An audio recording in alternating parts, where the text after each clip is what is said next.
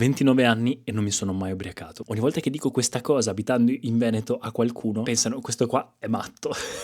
Ma sono davvero io quello matto? Prima vi do un po' di contesto. Facevo nuoto agonistico e sono cresciuto allenandomi ogni singolo giorno della mia vita senza fumo e alcol. Perché? Perché ci allenavamo praticamente tutto l'anno per fare miglioramenti leggeri, anche di 1/10 veramente in ogni gara. E quindi andare a bere alcol o andare a fumare avrebbe rovinato totalmente anni di lavoro, rendendo inutile il fatto che io andassi a spaccarmi in piscina ogni giorno. Andare a intossicarmi con qualcosa che rovina sarei stato stupido. Inoltre sono cose che di solito si fanno quando si è giovani, a causa della compagnia di amici che ti spinge per farti sentire un po' più incluso. Ma io, non avendo mai avuto un gruppo di amici se non quelli del nuoto, abitando in una zona turistica e quindi non avendo amici qua e avendo una classe di sole donne, non ho mai avuto, diciamo, quella compagnia di ragazzi che mi ha spinto a bere. Non ho mai avuto, diciamo, quindi un'influenza dai miei coetanei. Quando ho iniziato un po' la mia crescita verso un percorso, diciamo, personale e di lavoro, le uniche persone che frequentavo veramente erano le persone dei libri che leggevo, dei video di YouTube che guardavo, e quindi persone che comunque ammiravo, e molto spesso non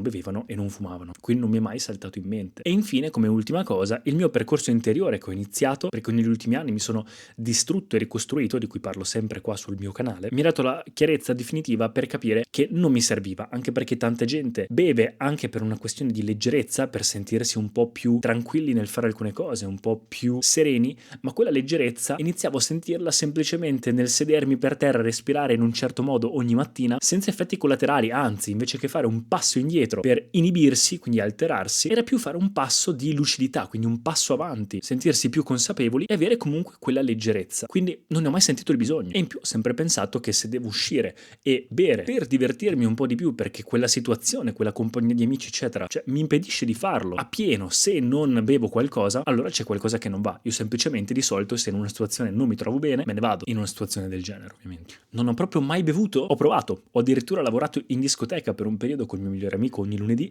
andavamo a fare i ragazzi immagine in questa discoteca. I miei compagni nuoto in realtà spesso a volte bevevano durante le feste eccetera, e addirittura quando ero più piccolo, già le prime pasquette, quando si ha 14-15 anni, nei campi vedevo sempre persone della mia età distruggersi, vomitare, fare di tutto per non so cosa, per sentirsi grandi forse, o perché era una distrazione, non lo so. E quindi questa cosa mi ha sempre fatto un po' impressione, sinceramente. Non vedevo il senso. Però diciamo che nel tempo ci ho provato con la birra, non mi è piaciuta, ci ho provato veramente 2-3 volte, non riesco a berla, cioè non so come faccia a piacere alle persone. Ho provato con alcuni whisky, che è la cosa che sopporto un po' di più, perché non è qualcosa che comunque bevi, ma assapori, assaggi, mi ha ricordato un po' il mondo dei profumi, ed è carina la cosa di collezionarli, offrirli comunque a qualcuno per festeggiare in un certo momento, quindi ha un valore sociale, ma già ad esempio messo in un cocktail non lo sopporto. E più volte mi hanno cercato di ubriacare, dato che non ce l'ho mai fatta anche quando mi offrivano i drink in questo lavoro in discoteca oppure in altre situazioni, ma sarà che io sono abbastanza grossetto, sono 1,90 m e con un corpo allenato non ho mai sentito quasi niente, e quindi ci hanno rinunciato. Il vino, non riesco nemmeno a sentire l'odore.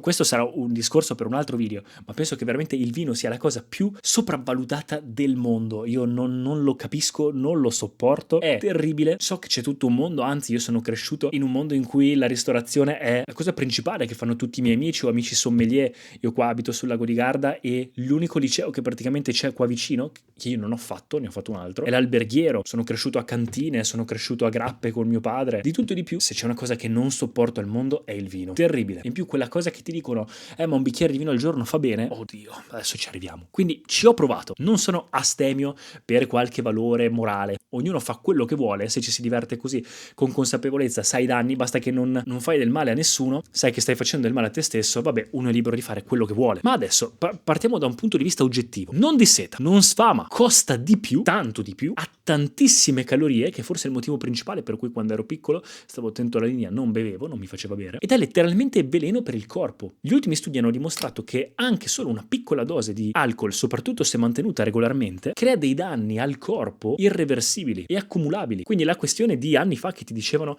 ma un bicchiere di vino fa solo che bene, no, no, può avere alcuni effetti positivi, magari se una persona è stressata da un punto di vista magari a livello di sistema nervoso, sistema emotivo, ma a livello proprio di corpo no. È come quando una volta ti dicevano guarda il tabacco fa bene, c'erano addirittura le pubblicità in televisione. Per fortuna siamo arrivati a un punto in cui no, non fa più bene, ci sono per chi le vuole, ma sapete che vi state facendo del male. Spero che un giorno si arriverà anche a questo con l'alcol. E in più ragazzi, non è buono, cioè adesso qua non ci si discute, non è buono, è inutile che mi dite no ma è buono, non è buono. Chi dice il contrario mente. Capisco che possa essere un gusto che si acquisisce nel tempo a forza di stress, autoimponendolo al corpo per altri motivi, ma non nasci dicendo wow che buona questa birra, come un succo di frutta ad esempio, o non so, l'acqua che tanto viene sprezzata. E quindi è una cosa sociale per sentirsi anche di fare qualcosa. Tanta gente lo tiene per distrazione, non sentirsi imbarazzante, sentirsi inclusi, più leggeri, ma come vi dicevo a me non è mai interessato. E già con la meditazione ottieni un po', o comunque stando bene, prendendoti cura di te,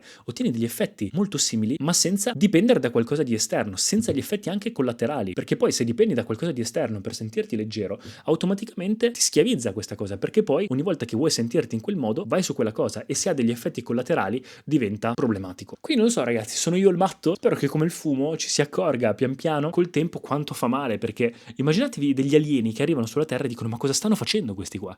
Cioè si autoavvelenano per piacere e si autoconvincono anche che sia una cosa pro vita, perché ti fa sentire vivo, quando in realtà ti permette di inibirti in modo tale che fai delle scelte sbagliate, che poi sì ti ricordi di più e ci ridi sopra, ma a volte invece ti rovinano la vita. In un libro molto bello, adesso non ricordo il nome, ma era un libro sulla spiritualità, sulla letteratura indiana, si diceva proprio questa cosa, che è ovvio che ti fa star bene, perché è come offuscare un po' la mente, perdi lucidità, ma questo significa allontanarsi un po' dalla vita, significa come mettere un velo tra te e i tuoi sensi, la cosa che ti connette col mondo esterno. Sentirsi più vivi dovrebbe essere il contrario, affinare i propri sensi, essere più lucidi, più consapevoli e attenti, avere chiarezza, sia dei sensi che mentale. Invece che pro vita è letteralmente pro morte, perché ogni volta che lo bevi ti stai danneggiando, è autolesionismo, nonostante a livello sociale sia incoraggiato. Penso anche che sia una balla, magari dei più deboli, delle persone più che ci sono cadute in questa cosa, per non sentirsi a disagio e farti sentire anche te parte del gruppo, e loro non vogliono sentirsi non sani a fare quella cosa, e quindi viene normalizzato. Ho fiducia nelle prossime generazioni, perché secondo me